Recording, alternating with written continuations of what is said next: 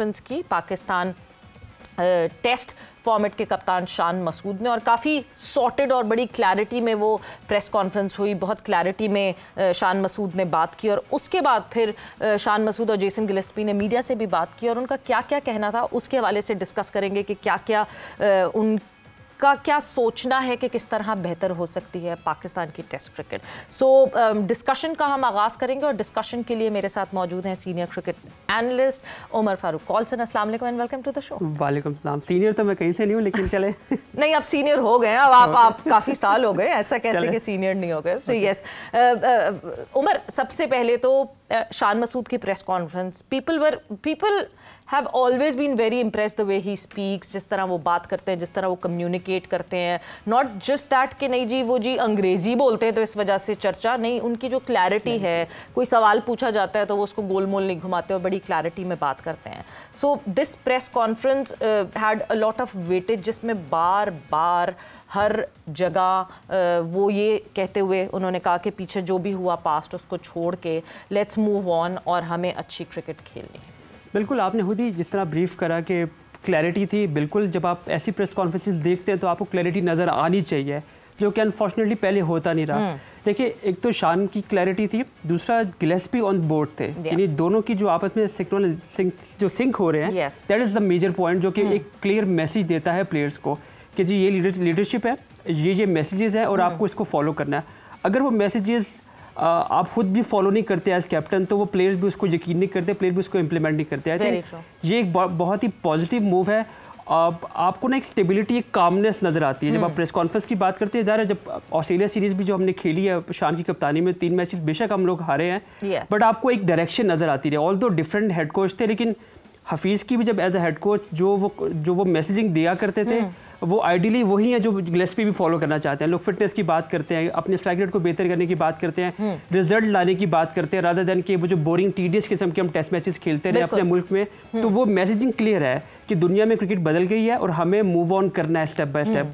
जब captain on board होता है कोच की उस फिलॉसफी के साथ, तो चीज़ें बहुत आसान हो जाती है पूरी टीम के लिए भी, कप्तान के लिए भी होती है, कोच के लिए भी होती है, और एक दूसरे को कॉम्प्लीमेंट कर रहे होते हैं कि यार हाँ ठीक है, हम ऑन बोर्ड है एक दूसरे को। देखिए, डिसएग्रीमेंट हर जगह होते हैं, हर ड्रेसिंग रूम में, लेकिन नॉर्मली होता है कि आप क्या अपने फिलॉसफी से अगले बंदे को कन्विंस कर लेते हो या खुद उसकी फिलॉसफी से कन्विंस हो जाते हो। कहीं बीच में वो कहते हैं ना कि डिस्प्यूट नहीं रहती। अगर आपने ना चाहते भी किसी की बात मान भी ली है तो वो रिफ्लेक्ट नहीं करती ग्राउंड में। तो ये पूरी की पूरी जो एक्सरसाइज आपको नज़र आ रही है, जो पूरा का पूरा आपको एक पर्सोना नज़र आ रहा है, एक पिक्चर नज़र आ रही है पाकिस्तान की टेस्ट टीम की। अभी वाइट बॉल क्रिकेट में बहुत कुछ होना बाकी है, मैं रेड बॉल की बात कर रहा हूँ। तो एटलीस्ट आपके पास एक फेस नज़र आ रहा है, क्लैरिटी नज़र आ रही है।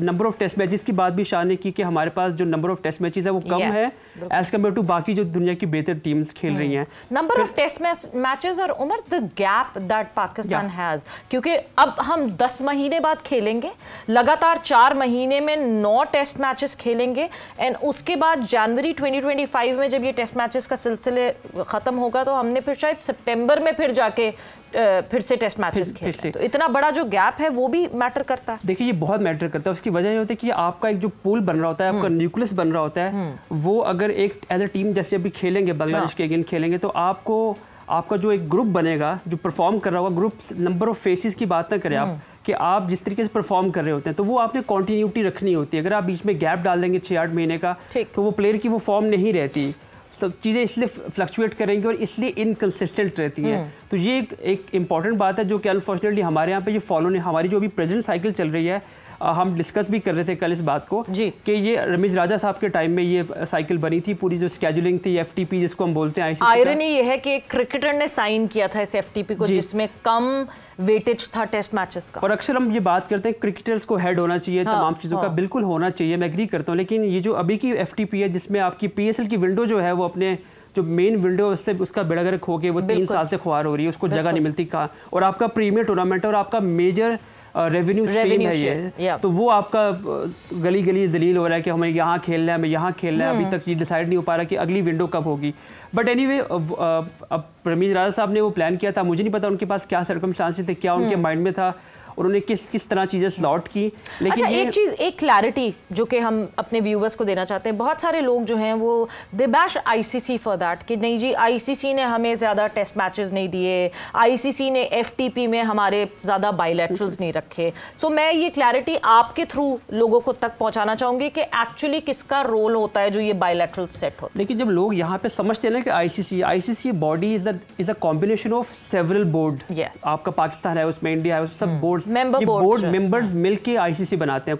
कोई एक ऐसी शक्ल नहीं है जो बंदा डिसाइड कर रहा होता है आपके बिहाफ पे कि आप ये करोगे, आप ये करोगे। इवेंचुअली डिसीजन आपका होता है आपने क्रिकेट कितनी खेलनी है। यस, आपका relationship with other board matters. उसकी वजह ये कि अगर मैंने आपसे खेलना है, अगर आप एग्री नहीं करें तो वो सीरीज नहीं स्लॉट हो पाएगी।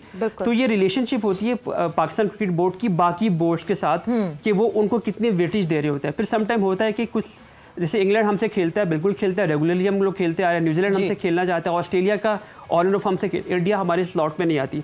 अब प्रॉब्लम ये कि वो अपनी होम सीरीज़ देखते हैं कि हमें कहाँ पे स्लॉट करना है, और वो फाइनेंशियली भी देखते हैं कि जैसे इंडिया किसी से खेलता है तो वो फाइनेंशियली दुनिया की सबसे वायबल सीरीज समझी जाती है, उससे पैसा भी आता है ये वो। तो जो छोटे कंट्रीज़ हैं, जो एटलीस्ट आप 7वें 8वें रैंक के जो कंट्रीज़ हैं, जिम्बाब्वे की बात करें चले, वो तो काफ़ी अर्से से खेला भी नहीं है। अब अफगानिस्तान से टेस्ट सीरीज हम नहीं खेलते, हम खेलना भी नहीं चाहते क्योंकि वायबल नहीं है। कुछ ऐसे डिसीजन होते हैं जो आपके अपने पे डिपेंड कर होते हैं कि हमने, जैसे बांग्लादेश के साथ हम कितने सालों बाद खेल रहे हैं, तो आई थिंक 2015 के बाद हम सीरीज खेल रहे हैं। बांग्लादेश आया था हमारे यहाँ पे, एक टेस्ट मैच खेल के गया था, दूसरा टेस्ट मैच नहीं हो पाया था आपको, जो यहाँ पे आई थिंक पिंडी में खेला गया था। तो ये बोर्ड्स का डिसीजन होता है कि उन्होंने कितनी क्रिकेट खेलनी है और जिसके साथ खेलनी है उसकी कितनी कंसेंट शामिल है कि हमें कितने मैचेस खेलने हैं। यानी ये जो एफटीपी बनती है इसमें बैकडोर चैनलिंग बहुत काम करती है, आपका रिलेशनशिप विद द बोर्ड होना बहुत जरूरी होता है। और नंबर ऑफ टेस्ट मैचेस हम अक्सर बात करते हैं, एशियन जब होती है तो 5 टेस्ट मैच खेले जाते हैं, जब इंडिया ऑस्ट्रेलिया से खेलता है तो 4 टेस्ट मैच खेलता है, समटाइम वो 5 खेल। When was the last time जो हमने 5 टेस्ट मैचेस की सीरीज? आई डोंट रिमेंबर, हमने शायद, वो बहुत पुरानी बात है, बहुत पुरानी बात है, अगर कभी खेली भी हो। इंडिया से हमने ओपनिंग जो टेस्ट सीरीज थी हमारी 1952 में, वो हमने वो याद पड़ती है। देखिए नंबर ऑफ टेस्ट मैचेस का जो व्यूअर सुनते भी हैं उनको ये समझना चाहिए कि नंबर ऑफ टेस्ट मैचेस जब कोई कंट्री किसी से खेल रहा होता है तो उसकी फाइनेंशियल वायबिलिटी भी देखिए कि कितना लोग इसको देखना चाहिए।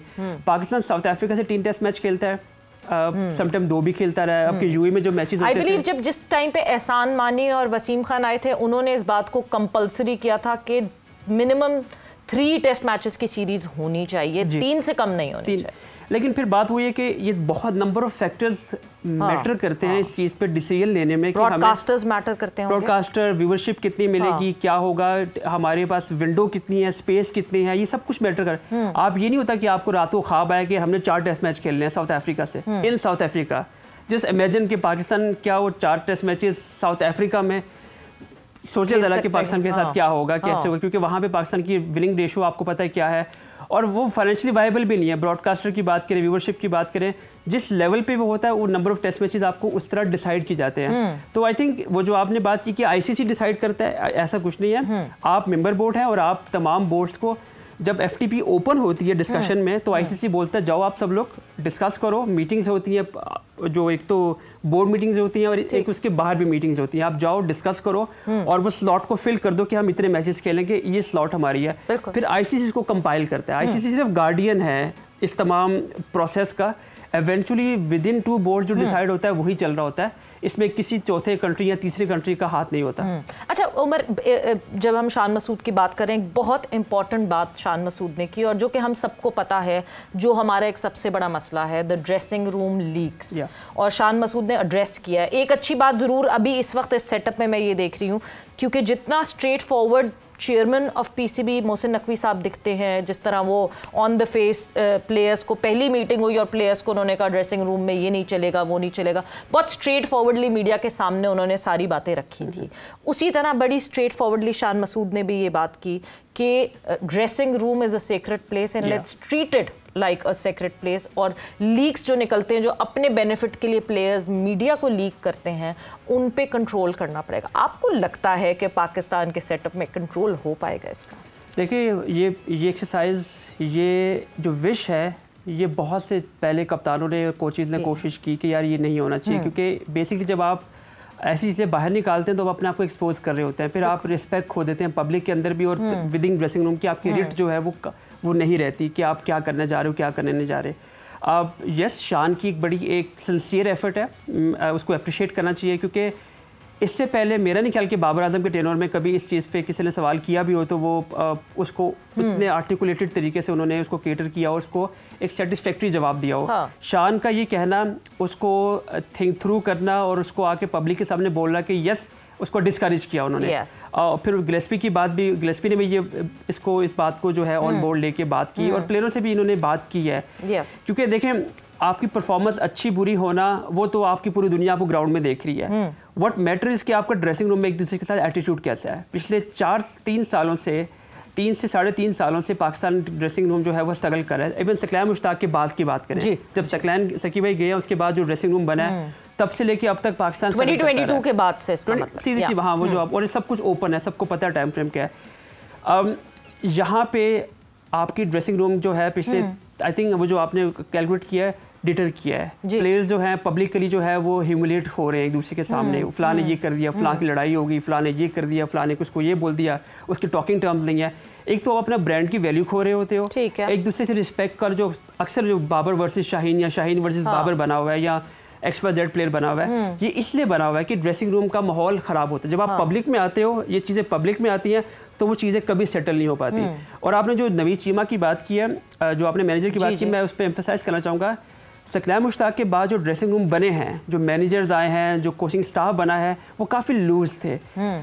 अगर आपका मैनेजर स्ट्रॉन्ग नहीं होगा तो आपका ड्रेसिंग रूम वही होगा जो पिछले 2.5 साल से हो रहा है। ठीक। तो बेशक चीमा साहब काफ़ी स्ट्रिक्टली समझे जाते हैं, लोग कहते हैं जी बहुत स्ट्रिक्ट हैं, वो ये है जो आपने नरेट भी किया कि नसीम शाह ने बोला हम बच्चे नहीं हैं। बच्चे हैं ये लोग, ये सीधी सी बात है। अगर आप ये लोग नेगेट करते हैं इस चीज़ को क्योंकि बड़े क्रिकेटर बन गए, इनको ज़ाहिर आप कंट्रोल नहीं कर सकते, लेकिन देयर आर सर्टेन थिंग जो इन्हीं के होते हुए हुई है। आपने US का जो आपका टेन्योर था वर्ल्ड कप का जो है, इसमें भी वो थे, वो बच्चे तो नहीं थे। वो जो हुआ है वहाँ पे कुछ लड़के बाहर जा रहे हैं, हारिस का एक बड़ा ही अनप्लेजेंट वाकया होटल के बाहर नजर आया, तो किसी ने कंट्रोल नहीं किया। अगर किसी ने नहीं किया तो आप बच्चे तो नहीं, एज यूज से कि हम बच्चे तो नहीं है। तो वो चीज़ें मैटर करती हैं। You need to have someone, मुझे पता है उन्होंने स्ट्रिक्ट नहीं पकड़ी होगी, लेकिन एटलीस्ट एक स्ट्रॉन्ग बंदे की, जो एक स्ट्रॉन्ग मैनेजर की डिसिप्लिन एंड डेकोरम, एक प्रेजेंस ही काफ़ी होती है प्लेयर को बताने के लिए कि भाई ये नहीं होगा, ये ऐसे नहीं हो सकता।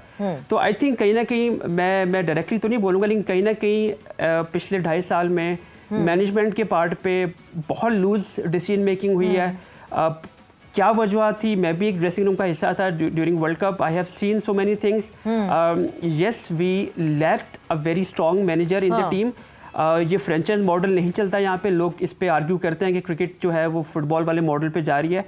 अभी क्रिकेट रेडी नहीं है उस चीज़ के लिए। Yes, people are pushing very hard कि ये उस तरफ चला जाए, लेकिन नेशनल टीम में फ्रेंचाइज मॉडल नहीं चलता। यहाँ पे स्टेक डिफरेंट है, यहाँ पे लोगों की एक्सपेक्टेशन डिफरेंट है, यहाँ पे रिजल्ट मैटर करते हैं।